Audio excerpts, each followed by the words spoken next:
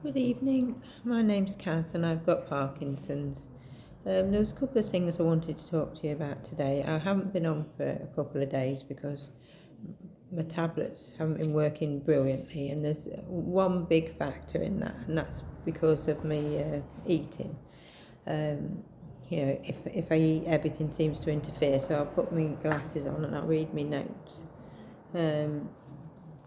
It's like when you're trying to eat a proper diet, it's very difficult with Parkinson's. It's a lot of things interrupt it, like protein is a big killer. I can't eat protein. If I do, I have to eat it at bedtime, and I know I'm not going to be walking or anything like that, because the minute I eat protein, everything switches off. I can't walk, I can't function, my neck swells up, and it's really horrible. So, but it's really hard with like insomnia, the tiredness, to get a balance in life, And sweets is another really bad thing, because sugar exacerbates it. It makes the symptoms a lot worse. The same with stress and things like that. And so, like, what I tend to do is, now, if I can't eat in the day, I have some of these, and I've blocked the thing out because I'm not sure if I'm allowed to advertise or not. But it's these. But they're very good for you. You can have up to 3 a day. It's got 26 different vitamins and minerals in them. You make them like a milkshake with you can use normal milk, but I prefer oat milk, and it's a lot better for you, and it doesn't switch my tablets off as bad. So, but that's just highlighting. Again, I've blocked out the name of it just in case, but it's all those 26 different vitamins and minerals in there. So that's one way of putting back what you can't. So it's not ideal, and when I'm cooking tea and things like that, it's really awful, because I used to be a comfort eater. I used to eat if I was happy, used to eat if I was sad, anxious, and now, it's a bit like losing your best friend, You can't turn to that anymore, so it gets a little bit sad at times, but you got to look at other things that make you happy in your life, so. But hopefully, if somebody gets back to me about this pump, it should even things out a little bit, so I'm able to eat a little bit better. And the other good thing I've learned, with nutrition is if you like your tea or your coffee, if you're having a meal or you're having a shake or whatever you can manage, don't have a cup of tea or coffee till about half an hour to an hour afterwards, because for some reason caffeine stops the absorption of iron. So if you just wait a little bit, I mean, I'm not, a scientist or anything. It's just what I've learned along the way. Because obviously you need iron. If you don't have enough iron in your body, then you're going to feel tired anyway. But Parkinson's is not very good. I mean, just lately, all I've had is an hour every night for the past 3 nights, and I'll fall asleep just fine. And then I'll wake up about 12:30, 1 o'clock, and I'm awake all night. And so by this time of day, I mean, it's, 5:15, I'm shattered. I daren't go and sit in my chair because I'll be asleep, and then I'll just feel terrible, and then I won't sleep at all. So I keep myself going, doing things. But the other thing you'll notice is I'm always in, very little, because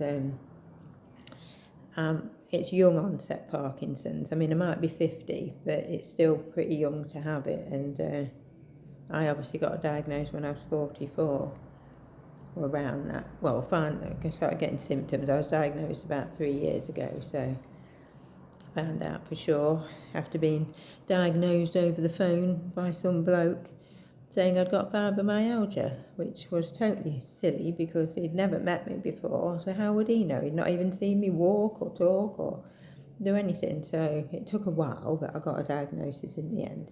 So don't give up. That's another good thing. If you think they're wrong, persist and get a second opinion, because at the end of the day, it's you having to live with it, not them.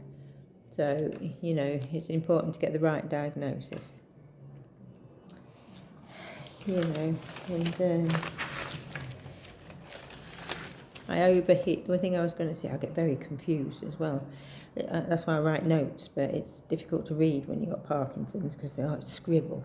You know, it's like you're 5 again, and you're trying. Your mum's trying to decipher your writing, but but never mind.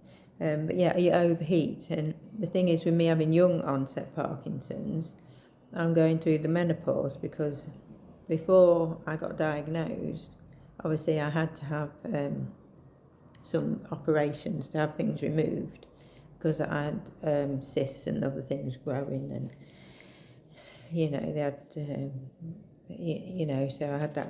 Eventually I had both of them taken out. They took one first and then they left one in because I was young, and I said, well, I wanted them both taken, and then I had to go back and have another one out. And how going through the menopause, you overheat as well. You get really hot flushes and night sweats, and the thing with Parkinson's is you can't control your body heat, so it's like a double whammy. Always got a fan near me, and I don't tend to have much on me at night. I don't have a blanket because you get really hot. So even in the winter, you know, if it's freezing, you're still feeling, you know, hot. It's not very nice. You can easily overheat. So, you know, if you get poorly or you have a temperature, it's even harder to keep that temperature down. And for some reason, when I have migraines, it makes my temperature shoot up. So I get so hot, and then I'm even more sick, you know. But that's another story, you know. But yeah, so it's difficult. So I just wanted to show you little things. I mean, it's not a lot, but it just keeps me ticking over and going until eventually I get this operation. And you know, I'm 50-50. You know, I've looked at the pump and how it works, and it's going to be really hard for me to do it all myself. And you know, but I think like once they show you how to do things, you know, you soon get the hang of it like anything new. So, but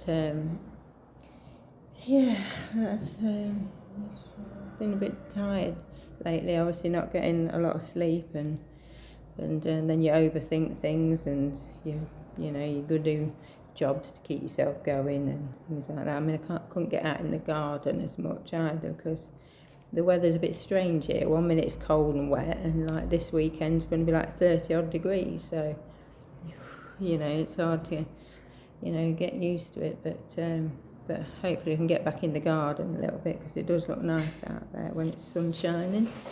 And we've put some more water in my fountain because for some reason it was empty. So my husband's just planted some shrubs, you know, some red and white shrubs for the dog we lost last year. So. But Ziggy's in the front room today with my husband, so, you know, he's had a very busy day, shall we say, because we've had the electrician here fitting a new socket in. Whenever someone comes around, he gets overexcited and he wants to play, you know, so. And, you know, not everyone wants a big dog jumping up them, even though he's soft as anything, but no, and... you know, I've been getting ready because it's my son Logan's birthday tomorrow, and so I've been getting him a few bits. But again, you can only go out when your tablets are working because otherwise I'm frozen. I couldn't speak. I mean, you know, last night I wanted to text somebody, you know, that sent me a message, and I couldn't walk, I couldn't talk, I was falling all over, and I had to get my daughter to text back for me because I just couldn't, you know, that's how bad it gets, you know, when the tablets switch off. I can't feel, I don't know if you can see, but my fingers aren't very good. I can't really feel much in them. So when they switch off completely, they're useless. I can't carry anything. I can't carry my phone, my glasses, you know, anything. So I have to get my husband or whoever's around, you know, otherwise it takes me forever and a day. So it's the same like if I want a cup of tea or anything, you know what I mean, unless someone can carry it through for me, you know, it stays where it is. So but you know, it's a bit difficult, a bit dangerous trying to have a shower last night because obviously, you need to have a shower, but when your tablets switch off, it's really difficult. So what I tend to do is put my favourite music on, and I tend to focus on the song that's going on and not on my symptoms, and that makes it a little bit better because you're not focusing on what you can't do, you're focusing on something good, something happy. So that really helps me. I mean, it doesn't always work, but I mean, last night it helped a bit, and then because in my mind I'm still Kaz, but this, for some reason, my body's failing me, and it's a bit of a tug of war. I don't want to give up. So my daughter's always saying, and my husband, why don't you just shout, why don't you just ask for help? But I've always been very stubborn and I want to try and do it myself, even though it's really difficult. So but I just wanted to let you know that few handy things, if you can't eat on these tablets, it doesn't affect everybody. I mean, it's just can't remember the ratio, but it's just some of us it does, and that's why I lost a lot of weight, and I got a bit, my skin's a bit saggy, and makes you lose your confidence a bit in lots of ways, and like I said before, your world shrinks. You go from being happy go lucky, coming here, there and everywhere, not even thinking or planning, because you didn't need to plan. You just got on about your day, and the minute you get up, you have like lists and things and that you tick off, and and it's like, right, well, if I'm going here, I need this, or what if this happens? And it's constant, wears you down,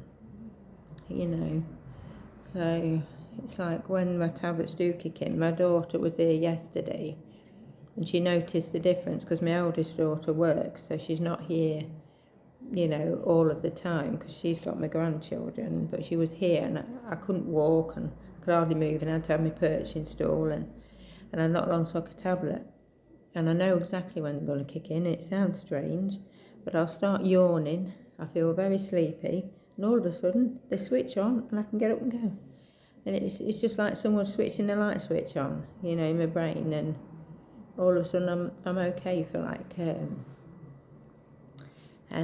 I don't know, probably I don't get long, about half an hour to 40 minutes, because I have to take them every 2 hours, you see, my tablets, and that's why it's so hard to eat, because you have to take them, I think it was an hour after or 2 hours before.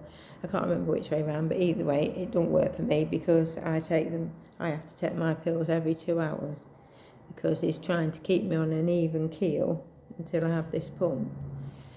So, I mean, it is working, it's a lot better than it was, but like, I've just spent the last 2 days barely being able to do anything. It's so frustrating. So, but never mind, you've got to stay happy, and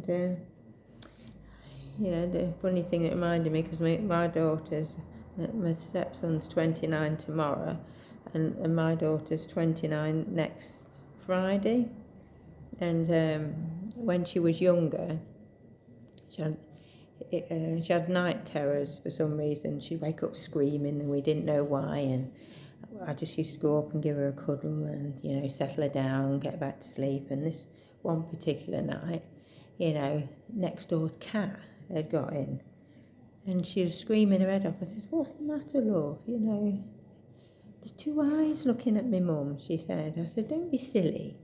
And lo and behold, I looked under a quilt. There was 2 green eyes looking at me, and the cat shot off the bed from under the quilt, and ran down the stairs and out the door. And it's like, I don't even know how he got in there, but anyway, she just after then, the night terror stopped. It was like, anyway, I'm getting sidetracked from what I was talking about, but I'll finish it off. But her night terrors went, because in her mind she thought that was why she was upset, because the cat was looking at her under the bed. Yeah, so anyway, so that helped that, and this had nothing to do with what I was talking about, but there you go. I shall come back tomorrow and do something else. But it was, hope you enjoyed it. Hope you got to hear what I said. At least I haven't switched off while I'm talking to you today. But thank you for listening. Bye for now.